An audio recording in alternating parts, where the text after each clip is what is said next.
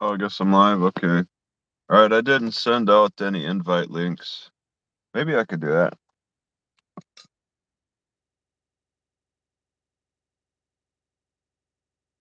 Add guest.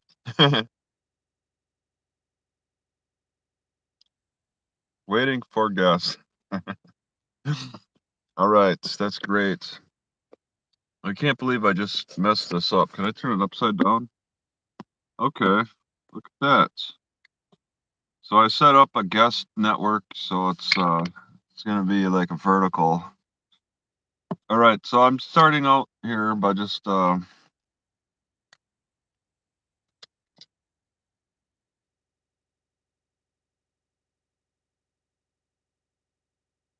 I shouldn't be upside down. Hmm. Maybe I am.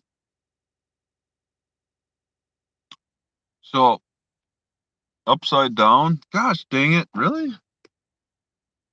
Because I'm trying to charge this phone, and if charges on the bottom, I'm only at like 60%. It doesn't seem like I can hold it anywhere. I thought I could do vertical, but it won't even let me do vertical. Maybe I can. Oh, maybe I could set it up and nope. Why do you want to turn? It wants to fall forward.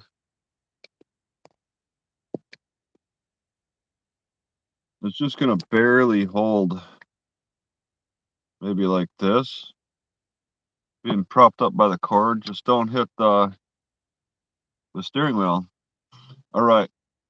So I put the title as seed oils because I've been hearing a lot about seed oils and the evils of seed oil. And I mean, I'm an acolyte of that discipline. I'm totally behind that religion of being totally against seed oils.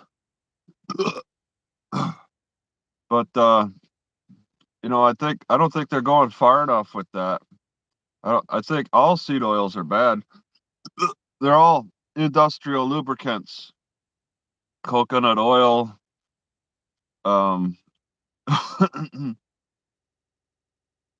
all kinds of seed oils. All the seed oils are bad.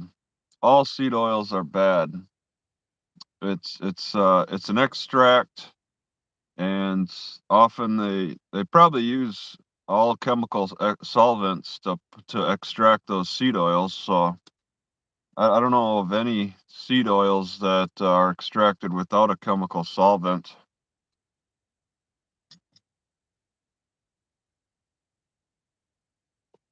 It's just not worth it.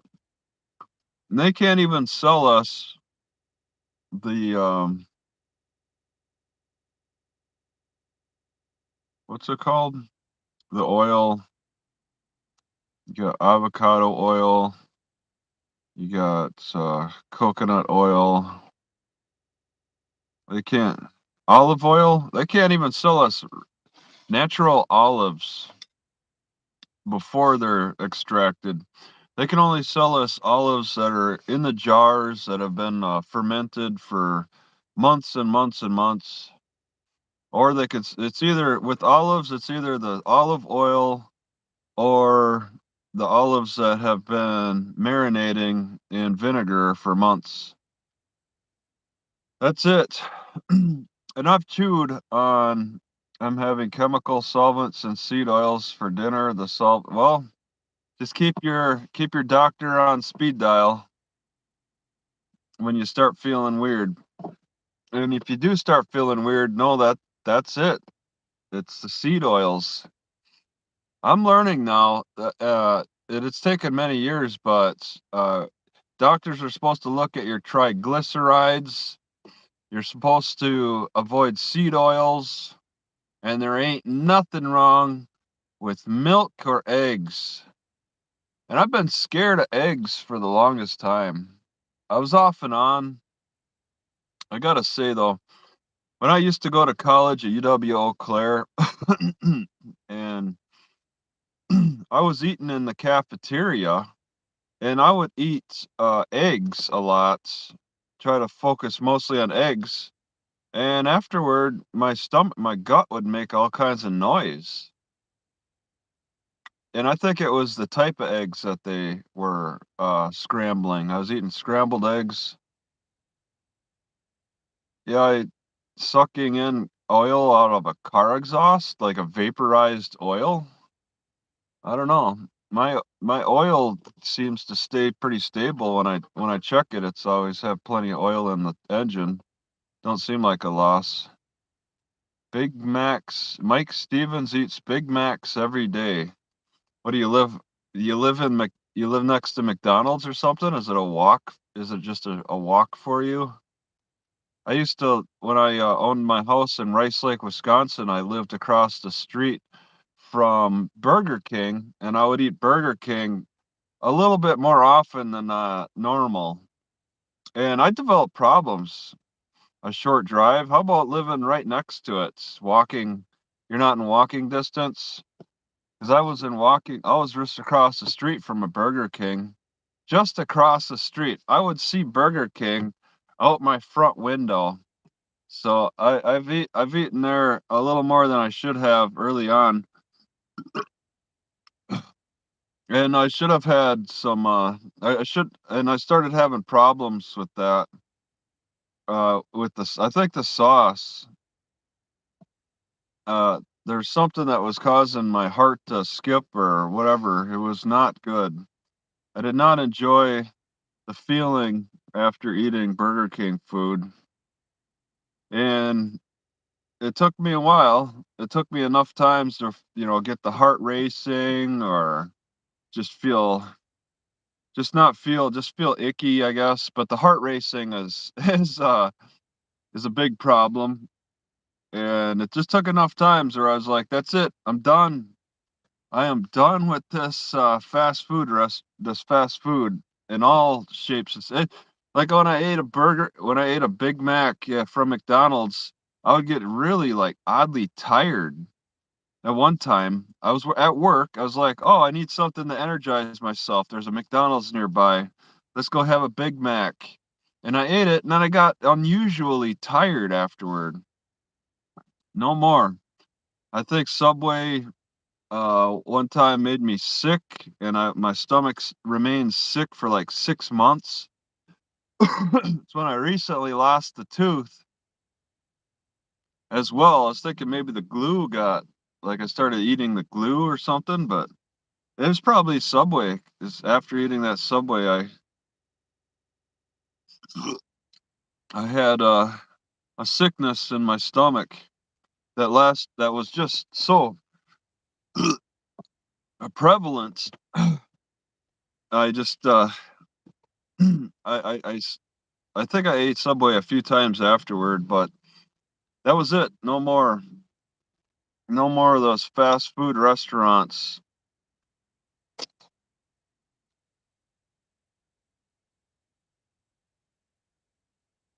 I'm happy with what I got. I try to always keep hard-boiled eggs nearby.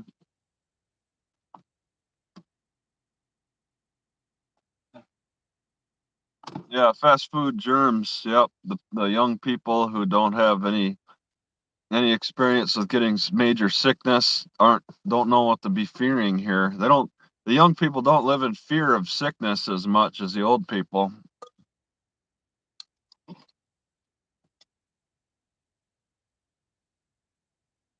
And everything I need, I can pretty much get at Walmart. Walmart sells the basic stuff. It's just a lot of people overlook it. If people started shopping like me, they'd run out of all the good stuff. So I'm trying to yeah, focus on apples, oranges, and bananas now.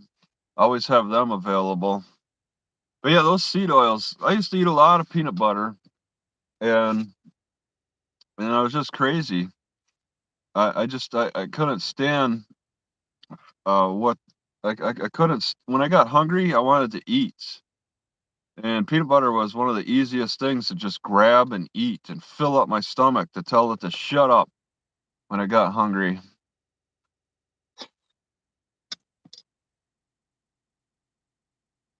But then I learned the harmful side effects of too much peanut butter. I started out with peanuts when I learned about protein powder, and then they suggested eating peanuts for the protein. I did that, but the peanuts weren't going down fast enough. so, so I turned to peanut butter, and I was like, oh, this stuff goes down faster because I was just such a pig.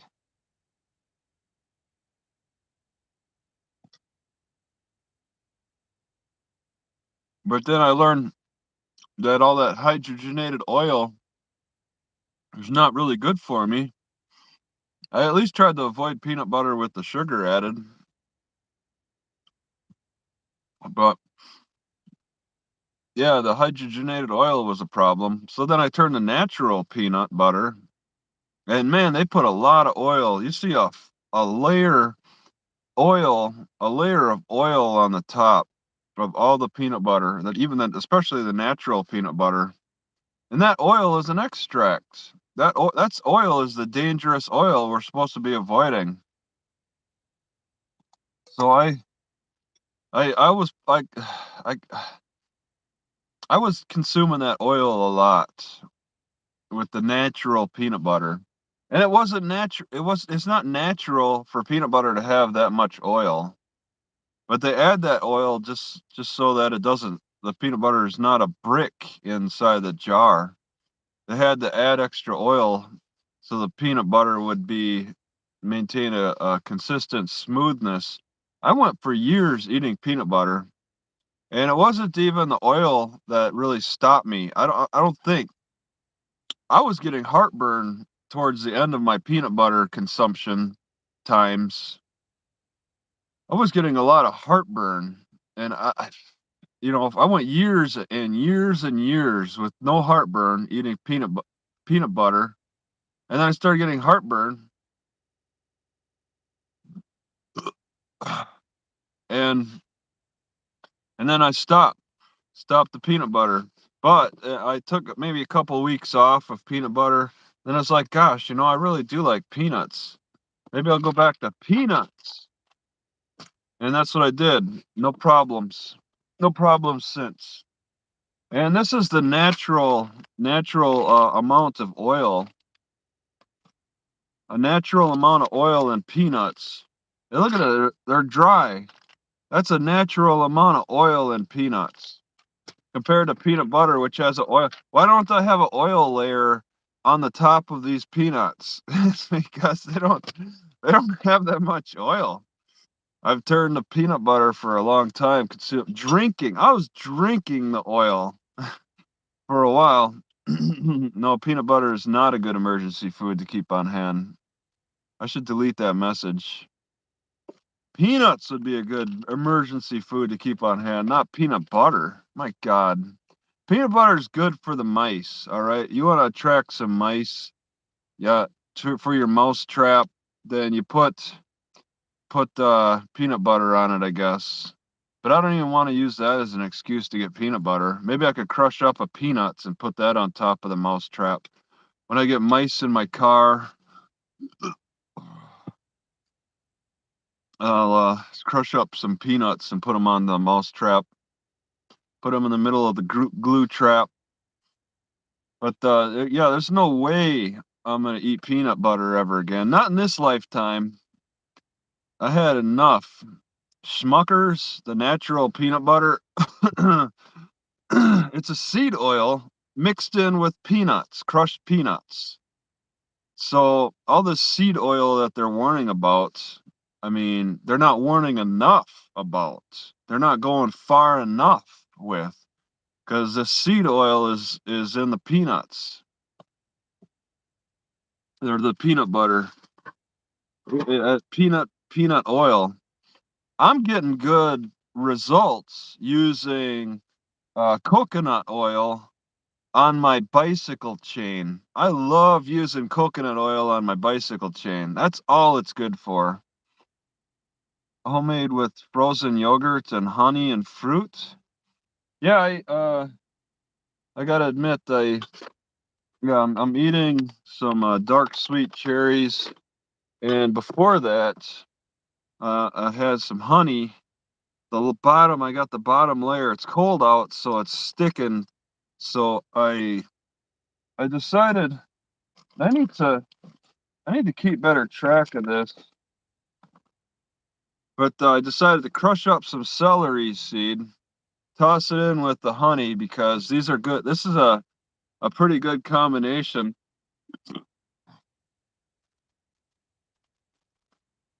Yeah, I'll just talk about harmful foods because it's a way to make it addicting to consume. It goes down easy. It's addicting to consume.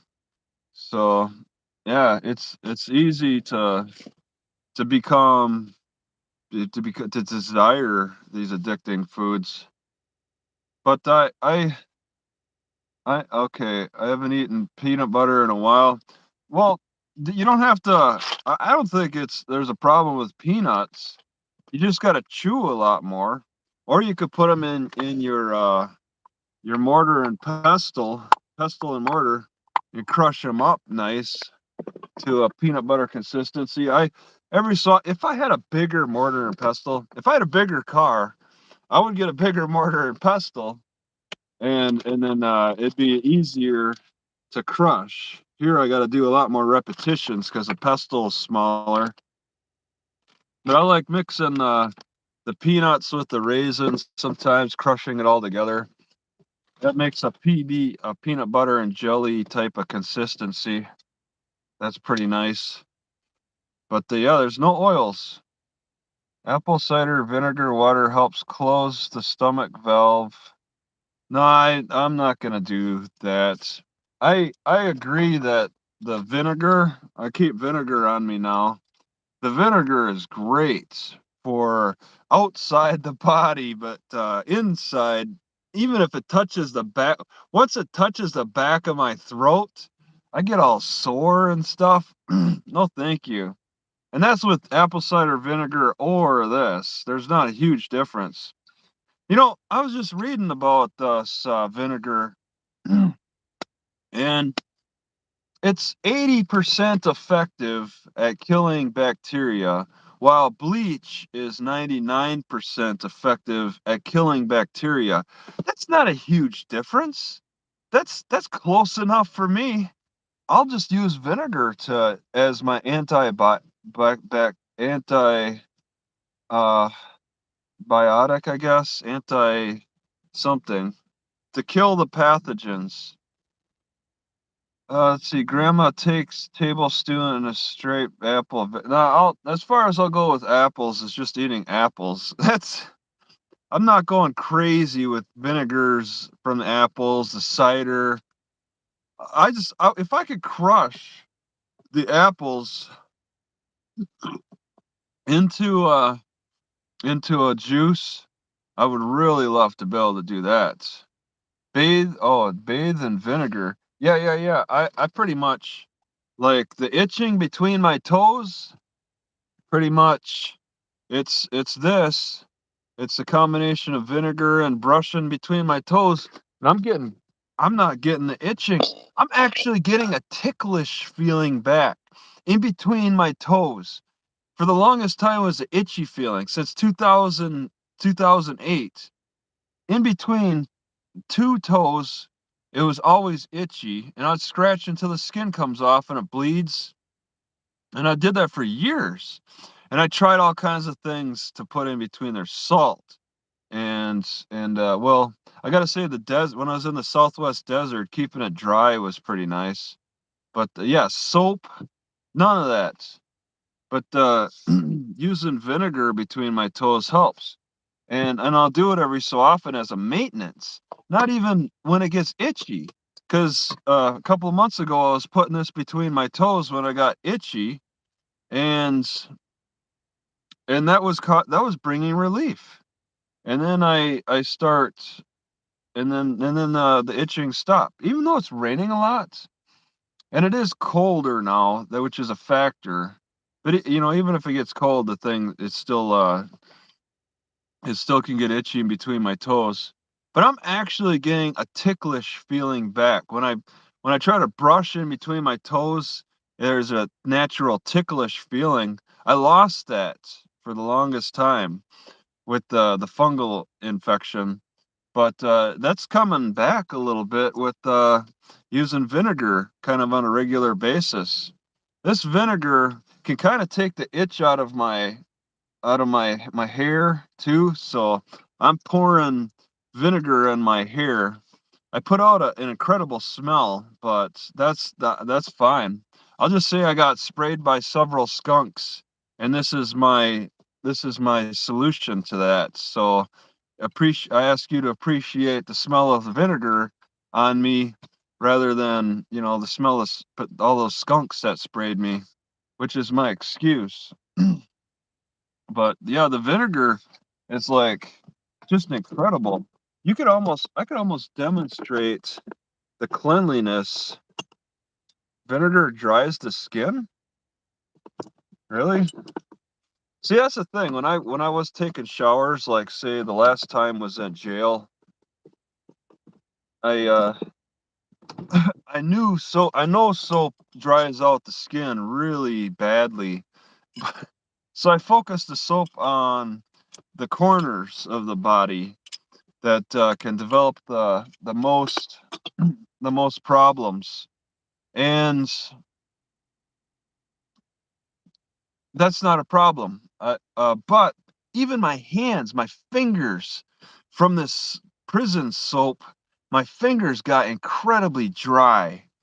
All right, just handling the soap to put in my, my corners of my body, my I was drying out my hands, and that's an uncomfortable feeling. Drying out my hands, using it's a chemical solvent in that soap, and I was bleaching the oils from my fingers.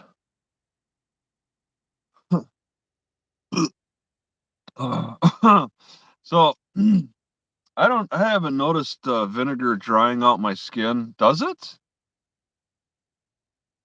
But I will say, as a demonstration,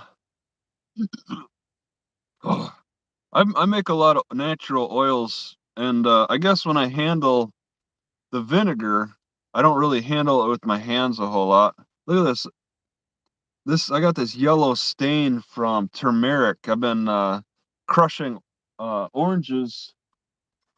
I've been crushing oranges quite a bit with this thing, and then I add when I get this full enough with orange juice, I'll add turmeric, and I measure it with my hand, and I stain my hand. Turmeric is turmeric is something else. So vinegar really is a amazing, amazing product. Look at this. Look at this dirty. This gets dirty pretty often, pretty quickly. This dirty copper rod. I got a couple. All right, I used a couple of these, and I'll just look at this. There's an almost an instant change with as almost I can wipe this. There's almost I should wipe it actually. There's almost an instant change with the with the cleanliness. So I only got the bottom half,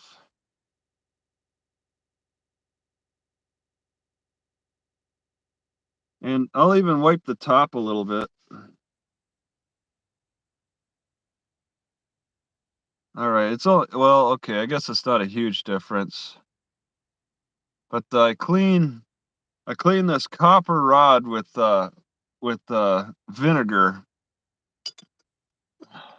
But I use these copper rods for a crotch fungus. So I'll just take this. I'll dip it in vinegar, and then I'll slip it in between the that area. And I try to do it as a part of a maintenance thing, but I don't do it enough. So And I got 2 for both sides if I wanted to accelerate that work. But I get good relief, well, from a bad smell and itchiness. I was getting a good relief just simply by the copper alone. Yeah, tomato paste is had tomato paste in my copper cup, and I noticed that it tends to clean that naturally. Slippery elm does quite a interesting clean job as well in its own right. I don't know how that works exactly. Maybe there's an acidic part, but I mean, vinegar is something that I use on the outside of my body.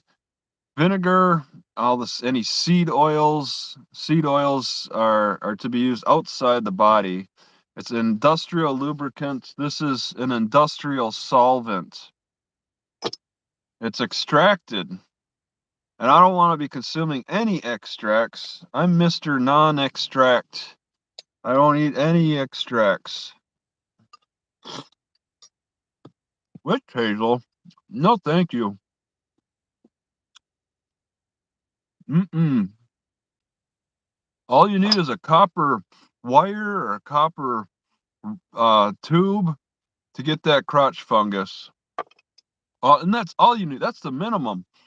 You could go further with that and use vinegar and coat it in vinegar and then wipe down there, and you got it covered.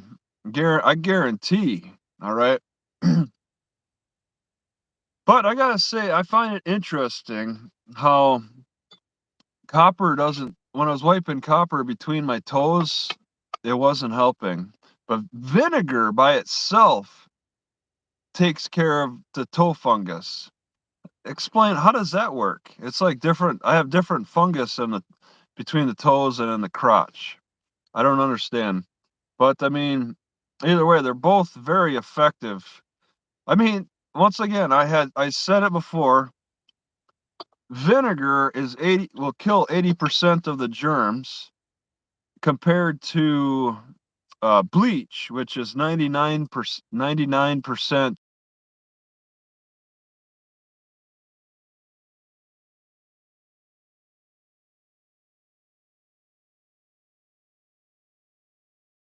All the germs are if some germs may survive, it'll at least weaken the germs. It says 80% kill ratio. Weaken is fine. That gives my white blood cells a chance to take care of them. All right. So that's a good ratio for me. And I mean, it's safer too. Like bleach is incredibly dangerous to play with. Vinegar is kind of dangerous. They say you can consume it, but I'm not interested in consuming any vinegar. I've been just using it for the outside of my body. The only stuff that goes in the body is a Whole Foods natural stuff. All right, no extracts. Somewhat chemical extract. In a way, everything is chemically extracted. I mean, these cherries everything is mechanically extracted. These cherries were mechanically extracted from the tree. So, I mean, there's that mechanically transported to the store. So everything has got some kind of a mechanical extract to them. They're separated from the tree. That's a mechanical extract. But if you try to get the sugar out of them, um, I don't know. People can go too far with mechanical extracts, but you can go much further with a chemical extract compared to mechanical extracts. And yeah, maybe coconut oil is mechanic. Nah, it's probably not. Coconut oil mechanically extracted. I think they rely a lot on chemical extracts more so. But whatever, it's an industrial lubricant to me. Peanut butter is no good in any form unless if I personally make it. Unless there's an actual machine that's there where I see the peanuts and then I could see them turning into the peanut butter through that mechanical process. I'll do it by hand with the mortar and pestle, or sometimes, yeah, I will if I see the machine. But if it has to be transported here from a factory, they add oil. They always add oil because they don't know. I mean, there's a shelf life there. They don't know how long it'll sit on the shelf, so they want to ensure that it maintains that consistent appearance because yeah, it's a glass jar that people can see it, and we make our choices based on what we see. So yeah, and I rarely see a peanut butter machine at a store. It'd be at your nature stores, and it's only like less than half the nature stores. It's only like kind of a small percentage of natural food stores that carry these peanut butter maker machines. So that's that's uh that's the choice there. I really don't have anything else to say. Any questions? Let's see. Don't start consuming bleach. Okay. Yeah, jock itch. Yeah, get that itch. I think I'm staying on top of it. I don't worry about showers so much, because even though when I do shower, I just only go for the important points anyway. Forget about the rest. Whatever. Just get a couple of important points and take care of it and be done. Because I don't like putting soap all over my body. It was fine when I was younger. I could handle the harsh solvents that the soap had. Actually, in my teens, I started noticing how annoying soap was getting with the harshness of it. So I'd get the soft soap, the soap that had a little bit of I don't know, a lotion in it or something. What? That doesn't make any sense. Maybe instead of getting the softer soaps that offer a conditioner soap, maybe not use it as much. Maybe it's not necessary to use it so much. But it takes a while to learn these things. The importance and how important some things are and how unimportant other things are.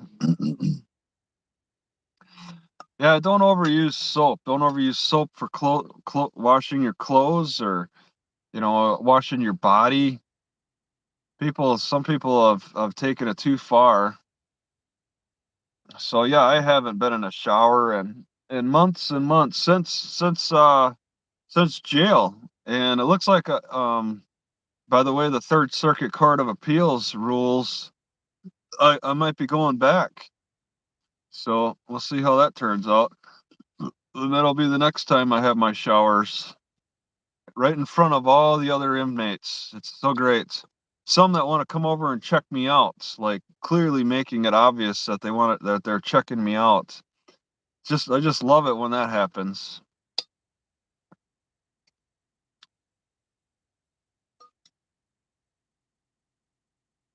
But there seems to be a lot of hype about talking bad about seed oils. So you can take a wild guess that the seed oil companies are gonna be on the offensive against this. Joe Rogan's talking about it. All the big names. Yeah, I've been getting pretty strong with with straps and sticks. These 6 foot, 2 6 foot sticks. Yeah, just sitting over here, and one 5 foot stick. But I'm really getting into my 6 foot sticks. So anybody, people, it may not be a sexual thing. I think in a lot of ways the guys that were checking me out in back in the Natchitoches jail were like sizing me up more than anything else. They're sizing me up, wondering if they could take me if something went down, because I was a little uh I was a little abrasive with some of those inmates, because some are just so so annoying and stupid. So I was abrasive with the ones I didn't respect. So they sized me up in jail, and I might see some of them again. Yeah, I love using this 6 foot stick because my wingspan between fingertip to fingertip is about 6 feet. It's about my height. There might be some correlation. So it's just I'm reaching just enough to have a great stretch. And every time, practically every time that I stretch out my hands with the stick, my back cracks. Especially when I put a few twists in, I crack my back every time. It's and I feel like right now I probably could crack my back. Sitting in here all stiff, I think I could probably crack my back, my upper back mostly. So it's kind of cool that I could do that, and I don't like that I get in the position so much that the spine is getting stiff like that, where that does end up cracking. So yeah, I'm putting on strength, and just last night I was doing curls by stepping on this strap and then looping it around the 6 foot stick and then trying to lift it. And I can only lift so high because the strap is only so long. It's only a small strap. So then I would lift my, as the strap is under my foot, I'd lift my foot up as I'm curling, and I'm lifting my leg pretty much, curling my leg. And it was a pretty good exercise, tiring out my biceps. And then I would do the stretch with trying to bring my hands together and just holding that bicep flex. And it seems like a good exercise to tire things out. I change things up. See, I'm constantly thinking about different exercises I can do and changing things up, and just to keep things interesting. Because sometimes I may not be motivated to do one particular exercise. I'm like, I'm tired of that exercise today, so I'll do another one. Just change things up, but that requires a lot of thinking about this stuff. And yeah, there's may not be people who are as motivated to do it, who have so much free time as me, sit around and just think about this stuff.